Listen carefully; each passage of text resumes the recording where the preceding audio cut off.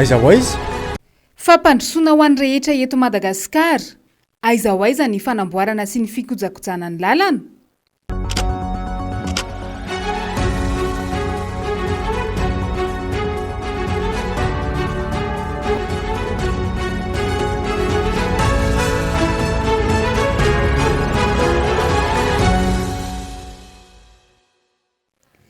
Ny alarobia 13 septambra no niaona ny fandaharana aiza ho aiza voalohany taminao mpanaraka ny onjam-peo sy ny fahitalavitra MBS.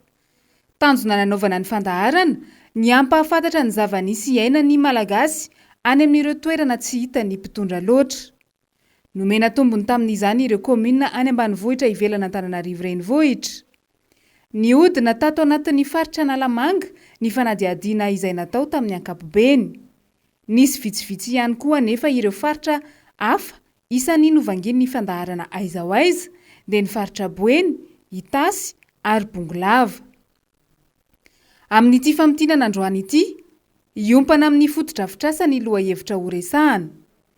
Ny lalana no lalan-drà mamelona ny firenena no sady fanotra ny fampandrosoana ifotony. Manao ahoana ireo lalana ireo raha ny zava-misy hita tany rehetra tany? Komina 7 no voatetin'ny ekipan'ny fandaharana aiza ho aiza nandritra izay 3 volana sy tapany izay. 17 tamin'ireo no tato anatin'ny faritra Analamanga. Nisy any Avaradrano, Atsimon-drano, Ambohidratrimo, Manjakandrino, distrikan'ny Boriboritany 5 sy ny Boriboritany 9. Samy efa notetezina avokoa. Inona hoy ianao no itovizany? Ny faharatsian'ny lalana no hita ny songadina tamin'ireo. Tany amin'ny 150 kilometatra ivelana Antananarivo no lavitra indrindra tamin'ny komina Notsidiana raha ny faritra Analamanga manokana. Tsaroanao ve ilay komina Mahabo? Tao amin'ny distrikany Ambohidratrimo? 150 kilometatra no nandehananay tany. Tao anatin'ny adiny 3 no nanaovana izany lalan'izany. Niala tamin'ny 7 ora maraina teto Anosipatrana ary tamin'ny 12 ora sasany no nigadona tao amin'ny komina ambanivohitra Mahabo. Hatreo amin'ny tetezana anjomoka teo Iandy izay teo amin'ny lalam-pirenena 4 no lalana vita goudron. Fa manomboka eo dia lalantany 7 kilometatra no mitondra makany amin'ny komina Mahabo. Iny vita ihany fa ny ao amin'ny komina Mahereza no isan'ny sarodalana indrindra raha samy komina ao anatin'ny distrikany Ambohidratrimo. 2 kilometatra miala ny renivohitra no misy io komina Mahereza io. Ora 4 no lany teny an-dalana.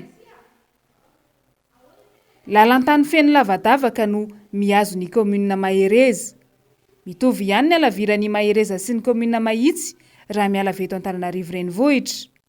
I Mahereza dia any amin'ny 20 kilometatra atao ao anatin'ny adiny 4 ary i Mahitsy kosa 30 kilometatra atao ao anatin'ny 15 minitra. Samy fiara iray mitovy ihany nefa nandehanana tamin'izany. Fijaliana ny fitondrana ireo vokatra ireo mivoaka ny komina araka izany. Kely vokatra indray dia hitanareo amin'ilay faratsian'ny lalana. Atamin'iray'ilay olona indray midina indray ilay any Antananarivo dia miantoka mora be. Dia vao miha-koa fa aty antoka any anay aty ambanivohitra aty. Dia ny zavatra tena tianay angatana izany izao mba hiverena an'ilay fambolenay dia mangataka fanohanana izay hoe ara-jezika na ilay zavatra misakasakana amin'ny biby reny indrindra tsy adininay fa ny lalana. Dia io zany ny lalana ny tena edinay varitra mafy mihitsy hoe iengany mba vidy lalana ity mba hiakaran'ilay vokatra kely satria raha mitango voasary aho zao androany mitango raikesika raha tokony ho lafiko ray alina iny 5,000 alain'ilay mpiantoka. I Mahabo fantadaza amin'ny vokatra harikôvera sy voatabia. I Mahitsy malaza amin'ny fiompiana akomanatody lava ary i Mahereza mpamatsy ny tsenan'ny voasary sy ny legioma eto Antananarivo sy ivelan'ny faritra Analamanga. Saingy ny fitaterana no tena manahirana. Ny lalana zany ratsy nefa misy tsena ihany mandalo Anjanadoria. Sarotsarotra ny lalana kanefa ny fokon'olona manamboatra foana zany isy ataona. Zay zany ny tena atao aloha fa ny hoe lalana goavana aloha zany mbola tsy dia nisy tena fanamboarana fa ny fokon'olona zany dia manamboatra foana ahafahana mivoaka ny faritra dia tonga hatreo Mahitsy zany ny vokatra dia Mahitsy indray mitondra makany Antananarivo. Raha fire miala avy eto Mahabo makany Mahitsy zany dia makany Mahitsy dia 2,000. Ny olona zay dia ny entana arakaraka ny lanjan'ny entana ny lanjan'ny ny frais.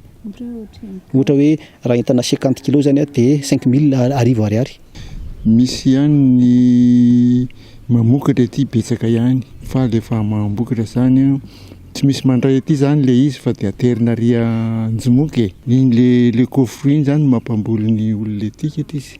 Tsy mifanalavitra amin'izay ny zava-misy ao amin'ny commune Anjevagara sy ny commune Kadinandriana distriktany Avaradrano indray. Lalana ihany koa no olana goavana tsy mampandroso amin'ireo commune roa ireo. Ny commune Anjeva malaza amin'ny vokatra anana sy legioma mamatsy ny tsena lehibe eto Antananarivo renivohitra sy ny any amin'ny faritany. Ny commune Kadinandriana indray malaza amin'ny voninkazo mamatsy ny tsena nanosy sy Andravoahangy ary ny vokatra mananasy amidy saika manerana ny nosy. Olana hitambaran'ireo commune voatanisa rehetra ireo ny fahantrany ny tantsaha no ny vidin'entana tsy zarizary akan'ny mpanangom-bokatra azy. Rehefa mitobaka ny vokatra, tsy tompony teny farany amin'ny vidin'ny vokatra ny sasarany ny mpamboly, izay ameran'ny mpanangom-bokatra azy ary izay fotoana mety amin'izy ireo no andoavan'ny volan'ireo mpamboly. 3 taona izany vao miakatra tena misy hoe voan'ny tena normalny. Dia mandavany taona eo amin'ny 7 izy na 10 taona arakaraka ny tanety indraindray izy klisalisa be dia vetivety kely dia miongana. Mora fa marimarina dia elaela vao mienjera. Izy zany miakatra avo be izy raha hanina. Ie. Dia ao anatin'ny iray taona izy zao impiry mamokatra. Indroa. Dia ohatriny ahoana ny vidiny izany zao amin'izay? Raha fa avaratra zany vesy février be izy tsisy vidiny mihitsy fa raha misy mividy. Fa volana marse zany manomboka miakatra ny vidiny. Dia nareo zany miregle an'izay mihitsy hoe atao miakatra Tsy afaka fa izay sitrapony manana azy ihany tsisy hevitra azo anaovana azy. Tokony hoe ohatrina zany zao vidiny reny raha tena hoe mba te hahazo tombony nareo. Eo arivo miakatra eo raha hoe zany vesy février eo ma tsy malama be ny lalana amin'ny hidina makaty dia tsisy sady maka be ny olona. Eo moa tsisy vidiny izy Antananarivo dia tsy maintsy manaraka an'iny keo. Raha fa avaratra be lasa simba fotsiny an-tanety. Vao tsy midiny reo anosy be ireo zany dia efa tsisy maka le izy. Raha vao ohatra izy nisesika be midina aty dia miakatra ny vidiny moa raha fa ohatra izy vitsivitsy midina aty dia midina arak'izay ny vidiny. Arakaraka izay tiavan'ny collecteur anazy ny vidiny. Izay tiany hanaovana azy zany. Ohatra zao hoe ohatrinona. Ny anana zao ity manodidididina teo amin'ny 400 teo daholo. Ny kilao. Azahoanareo tombo ve izay? Ianao zany tsy dia azahoana tombo fa vola mihodina fotsiny moa fa fahazarana zany le mamboly. Tsy dia misy tombony intsony ny azo vidiana daholo ny zezika fanafody. Ny aina moa fa inona fa fomba manao ny mampiasaina. Indray arakaraka le fanambinan'Andriamanitra dia tsy maintsy mahita hohanina isan'andro foana. Tsy mangalatra. Fa nareo ve misy fotoana mba hoe mihinana an'ilay vokatra sa hoe ale amidy daholo? Misy fotoana mihinana fotsiny aloha na hoe menan'ny omby fotsiny keo zany raha tsy lafo vola. Mihinan'ny omby menan'ny kisoa. Aiza hoy ianao ny fiantraikan'izay amin'ny fiainana andavanandro ny rapasy ny ankohonany? Dia mba hitahitanay zany mba tokony mba hoe hisy mpividy hanana mihitsy aty. Mba tsy manotrosa. Tia zao mandefa hanana androany dia afaka tapa-bolana vao raisina ny vola. Dia tonga somatsara ve nefa le vola? Indraindray tonga aloha indraindray misangoja raha le ampanina ny an-dalana ny camion maraina dia efa iny dia efa taraiky. Tamin'ny fitondrana teo anelanela ny taona 3 sy 4 arivo ka hatramin'ny taona 5 sy 4 arivo laharam-pahamehana ny fanamboaran-dalana. Tao anatin'ny 5 taona, lalana manodidina ny iray alina kilometatra no namboarina manerana ny Madagasikara. Ninona no hamavona ny fanamboaran-dalana nataon'ny fitondram-panjakana tamin'izany, kanefa hita fa nanamora ny famoahana sy fivezivezen'ny vokatra ireny. Tao aorian'izay anefa, tsy hita loatra ny fikojakojana ireo lalana namboarina. Lavadavaka ny betsaka, na any amin'ny lalam-pirenena faharoa na lalam-pirenena fahaefatra izay isan'ny notsidihana. Ny olana aminay dia ny fanombohan'ny fahasimban'ny lalana. Satria tamin'ny taona entre teo amin'ny taona 2004 ka hatramin'ny 2008 eo no nanamboarana lalana tamin'izany. Fa izao tena lazaina mihitsy misy olana ny amin'ny fivezivezena ny antony fahasimbana amin'ny ampahany betsaka ny lalana. Inona moa mety ny antony mahatonga an'izany nisy fotoana tsy dia nisy mparahara loatra intsony ny lalana fa tsy nisy fikojakojana loatra intsony zany natao hoe Ny marina kosa aloha dia zay hoe nisy ihany fotoana misy fikojakojana fa ampahany kely dia kely. Dia ny fiantraikany ratsy taminay mpamokatra ronono manokana fotsiny a soan'ny mponina izay misehatra anatin'ny ronono satria maro dia maro ny mponina aty amin'ity faritra ity tena miaina amina resaka ronono. Na ohatra hoe ny fisonotry ny saran-dalana zao a miakatra dia miakatra ny saran-dalana miantony dia noho ny faratsian'ny lalana. Ka raha misy zany mba hetaheta mba azo atao dia zay hoe amin'izay tetika mampandroso ny aty ambanivohitra dia ny lalana zany tena zavatra tokony jerena maika ny amin'ny fanamboarana azy mba tsy hitaran'le fahasimbana zay asa efa nisy. Tamin'ny fitondrana Flora Valomanana taloha zany a izy namboatra ny lalana RN2 za iny a zany hoe mitsofoka eo Ambomalaza dia tambatomanga eto amin'ny commune amin'ny farany dia ankehitriny zany izy tena efa potika be tsisy fikojakojana intsony a. Ny lalana aloha zao tena hitako hoe simba lalana fiain'ny lavadavaka zany le entretien-le lalana zany mbola tsisy atreto. Ny etaetana zany dia mba hoe ty lalana RN2 ty zany mbo amboarina tsara fa io koa mantsy ny tena olana be mampatsoa mivoaka an'le olona mandehandeha satria ratsy zany ny lalana dia raha fa tsara io dia manantena somi zay fa mety betsaka ny olona mbo hoe mandalo aty zany. Lalana zao ny lalana aty aminay aty zao izao hitanareo zao raha faniriana avy moa tsy mbo hanana ny tsara hoe mbo teo arabe goudron na ohatra an'izany. Raha ny RN2 aloha zany a dia atao hoe mila somary amboarina fa betsaka ny somary atsaraina moa zany atsaraina le lalana satria iny ny fivezivezen'ny vokatra ety aminay ety. Zay zao ety a rehefa ohatran'izao aloha ety a afaka varina dia manao voliavitra. Voaresaka teo fa miteraka fatiantoka ho an'ny tantsapamokatra ny faharatsian'ny lalana fa tsy izay ihany. Manome vahana ny tsy fandriam-pahalemana ihany koa manko io faharatsian'ny lalana io. Mitoka-monina ireo komina ambanivohitra ratsy lalana. Any amin'ireo komina maro no tetezin'ny fandaharana aiza ho aiza, mandro tsy lavoloa ny mponina noho ny asan-dahalo. Tsy afa-manoatra izy ireo satria tsy ampy fitaovana ny mpitandro filaminana izay antenainy hiaro azy. Lesoka voalohany tsy hafehezana ny tsy fandriam-pahalemana araka izany ny faharatsian'ny lalana.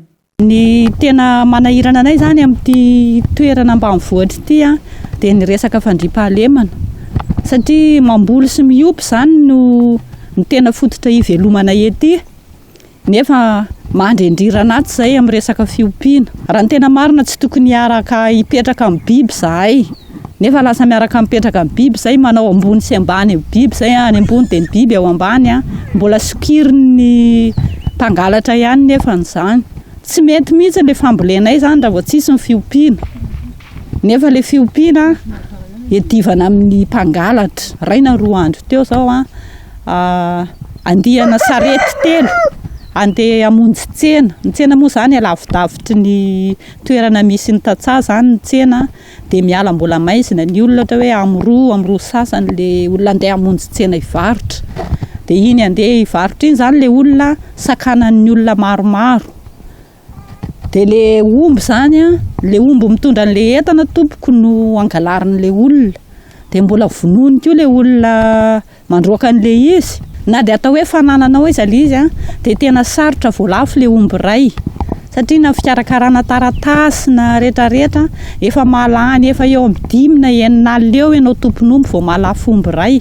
Dia avy eo koa ianao malafo le omby mbola misy mpanaraka hoe ranondry mivarotra omby fa zao dia mbola mijaly koa ianao mitondra le vola vidin'omby mody. Ela ny mpitandro filaminana vao tonga efa lasa lavitra amin'ny mpangalatra efa tsy hita intsony le zavatra very. Tsy mandry andro tsy mandry alina izahay mponina. Raha ny amin'ny atandro no resahana dia alatromby ataneta amin'ny andro atany nataon'ireo tsy matahodody. Raha miandro omby anatsah zao ireo zanaka ireo amin'ny atandro dia ataon'ireo ambana amin'ny basy any le bokely zanakay mpiandro omby sady lasany ny omby no entiny atao takalina any le zanakay.